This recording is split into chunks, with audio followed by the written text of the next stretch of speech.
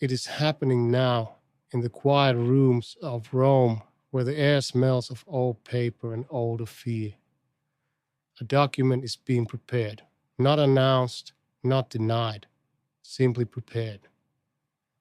And the men who understand what it contains have stopped sleeping because they have seen a page like this before, and they remember the day the world it described came true. Before we go any further into what that page may hold, take one moment. If you are watching this alone, late, with the house gone silent around you, then you're exactly the kind of soul this story was meant to find. Subscribe and tell me in the comments where you are watching from tonight. What city, what country, what corner of the faithful world. I want to know who's still listening. Now, back to the room in Rome. To understand what is being written for July 1st, you must first understand that July 1st is not a random date. It is a wound the church already carries. It is an anniversary of rupture. And it began with one old man who refused to obey. His name was Marcel Lefebvre, a French archbishop, a missionary, a man who had given his whole life to the church and then watched, in his final years, as that church changed around him in ways he could not accept. He loved the old Mass. He loved the old certainties. And as the decades passed, he grew convinced that Rome itself had drifted from the faith he had been ordained to serve. By the late 1980s, he was an old man running out of time. He had founded a society of priests, the Society of St. Pius X, and he feared that when he died, there would be no bishops left to ordain priests in the way he believed was true.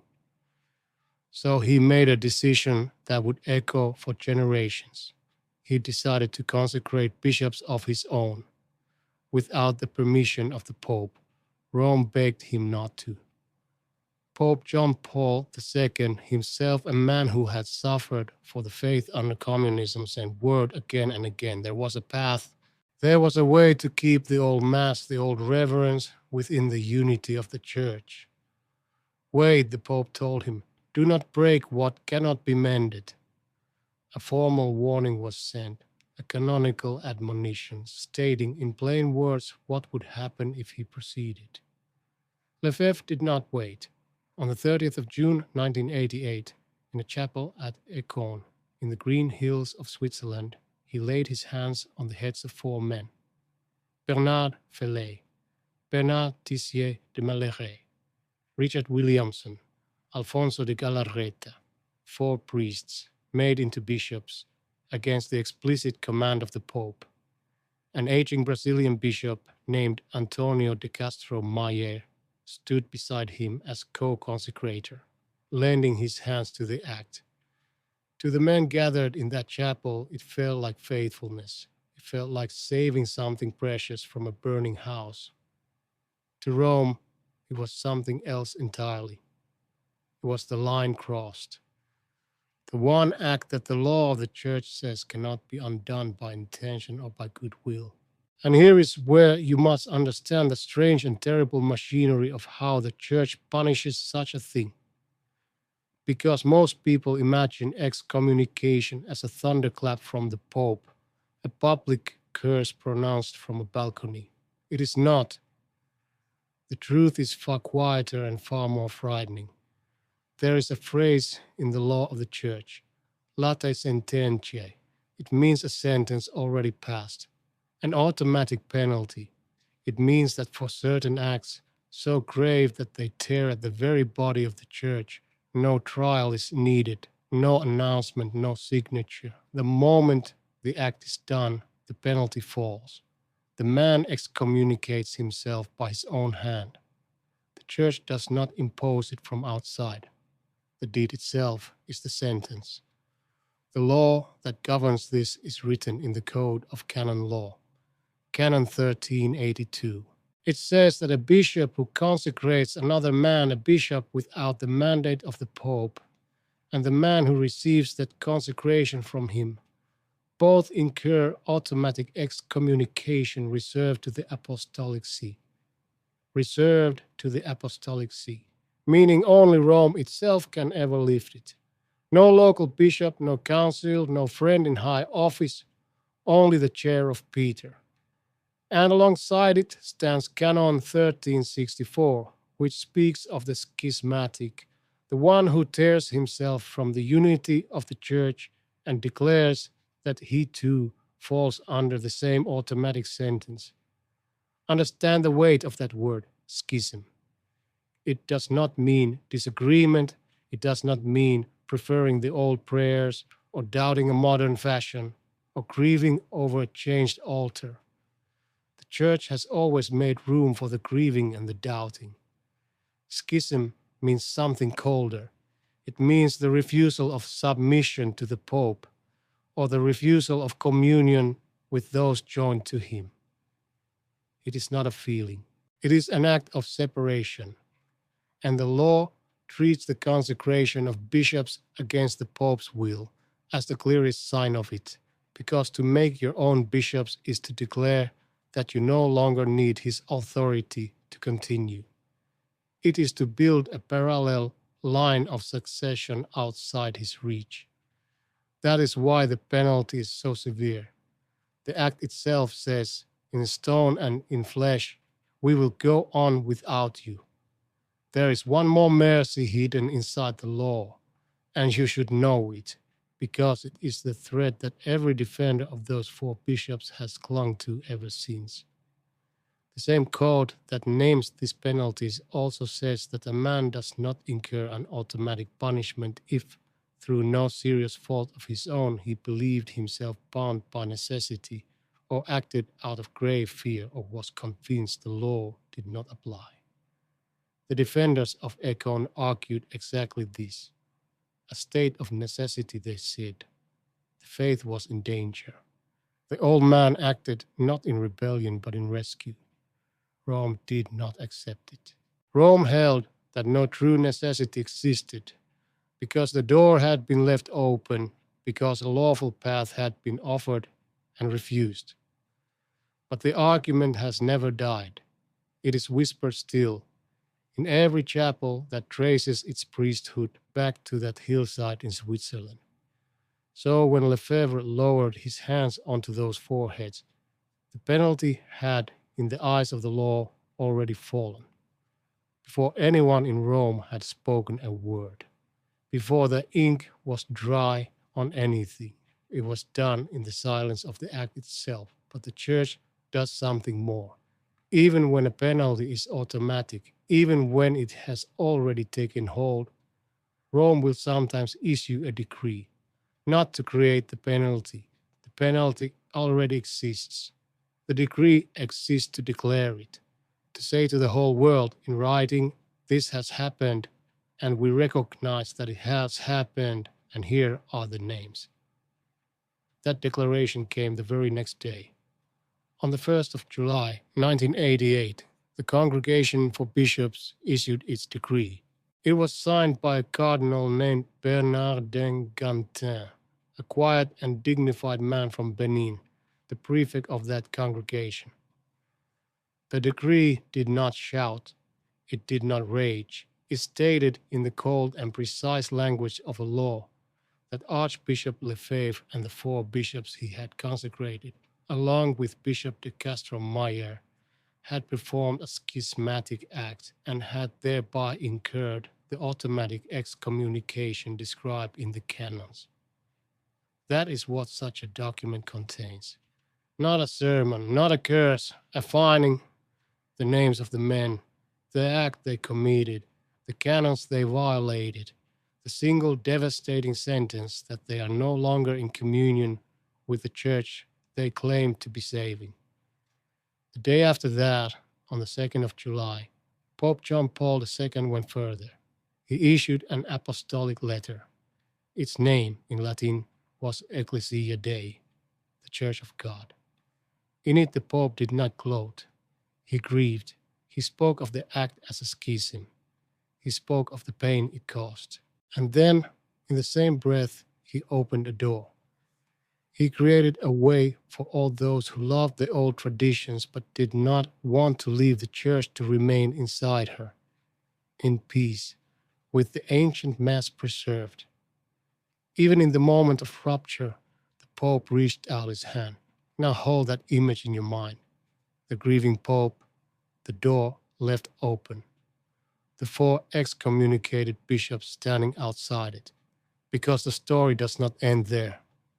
And what happened next is the part almost no one remembers. For 21 years, those four men carried the mark. They continued. They ordained priests. They built chapels around the world. And the wound between them and Rome stayed open, raw, unhealed. Then came a different pope, Benedict XVI, a German, a theologian, a man who had loved the old liturgy his entire life and who ached to bring the wanderers home. And on the 21st of January 2009, he did something extraordinary. Through the Congregation for Bishops, now led by Cardinal Giovanni Battista Re, he issued a new decree. And this one did not condemn, it forgave. The words of that decree are worth hearing. The Cardinal wrote that by the faculty expressly granted to him by the Holy Father Benedict XVI, he remitted to the four bishops the censure of excommunication that had been declared by that same congregation on the 1st of July, 1988. The very date was named. The wound of 1988 was spoken aloud and then lifted. And Benedict did not hide behind the decree. Weeks later, on the 10th of March, 2009, he did something almost unheard of for Pope. He wrote a personal letter to all the bishops of the world, explaining himself, almost confessing the pain of it. He wrote that lifting the excommunication was an act of mercy toward four men who had been ordained validly but unlawfully, men in danger of drifting ever further from the church. He compared his own gesture to the father running out to meet the prodigal son. He admitted that the affair had been handled clumsily, that even within the Vatican signals had been crossed. And he made one thing painfully clear. Lifting the excommunication, he said, did not mean the society was now in good standing. It only removed one wall. Many remained. The excommunications were gone. The four men were no longer cut off in that way. And yet, and this is the thread that holds the whole mystery together, the society they led was not made fully regular. The bishops were welcomed back from the brink of total separation, but the society of St. Pius X still had no settled, lawful place within the church. They could administer no recognized ministry in the ordinary sense. They lived, and they still live, in a strange middle country. Not fully out, not fully in, carried by mercy, but suspended in an irregular state that no pope has yet resolved. Think of what that middle country actually means for an ordinary soul. A grandmother who has prayed at one of these chapels her whole life. A young father who was married at one of their altars. They love the church. They believe they are inside her. And yet the law says their priests hold no recognized office, that the sacraments of confession and marriage celebrated there stand under a shadow of doubt, valid in some cases only because the church, in her mercy, supplies what is lacking. These are not abstractions, these are real people, suspended by history between two great loves that should never have been forced apart. That is the true cost of a rupture. It is not paid by archbishops. It is paid in the quiet pews by people who only ever wanted to kneel. For years, that middle country held a fragile peace. Conversations were had. Documents were exchanged. Under another pope, Francis, a small bridge was even built. He granted the society's priests the faculty to validly hear confessions, and later allowed their marriages to be witnessed in a lawful way, small mercies that kept the lifeline from snapping entirely. Hope flickered and flickered again, and the old date, the 1st of July, faded into history, remembered only by those who study the wounds of the church. Until now, because the society did not stand still, its bishops grew old, just as Lefebvre once had. And the same fear that drove that old archbishop in 1988 has returned to haunt his successors. The fear of dying without anyone to carry the line forward. And so, under their current superior, a priest named David Pagliarani, the society has made an announcement that has frozen the blood of every canon lawyer in Rome. They intend to consecrate new bishops again, without the mandate of the Pope again. And they have named the day, the 1st of July, the same date, the exact anniversary of the decree of 1988.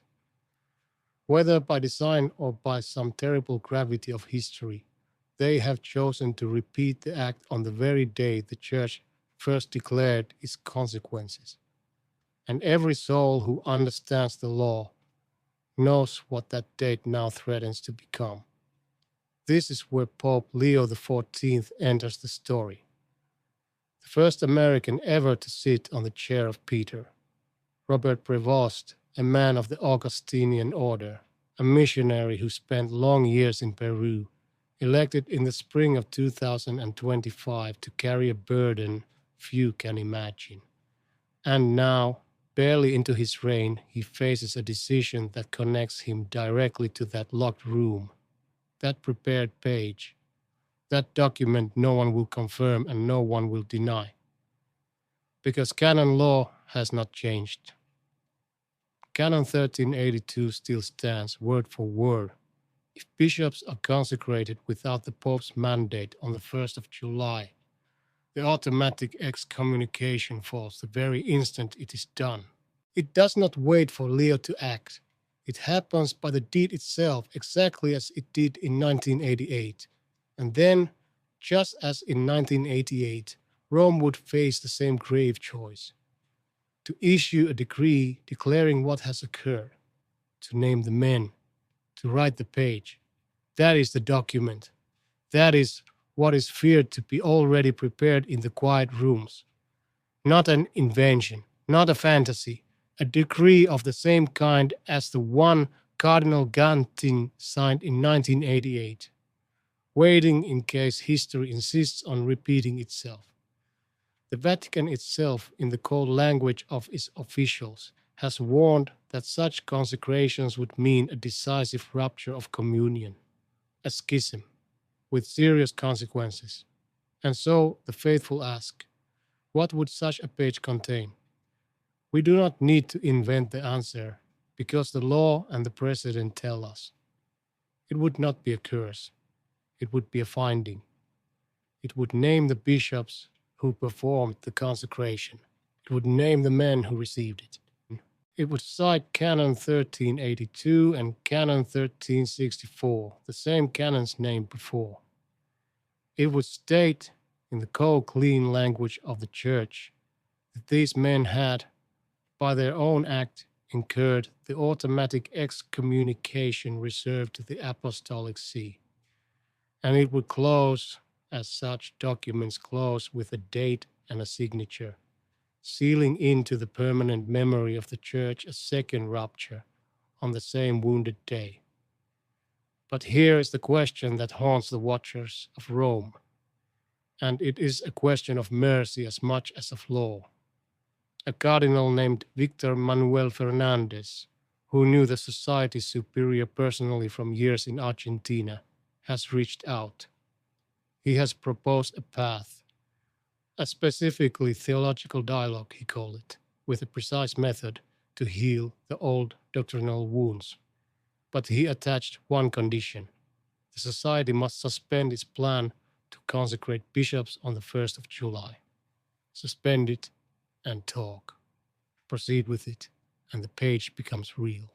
So the document, if it exists, is not yet a sentence. It is a hell breath.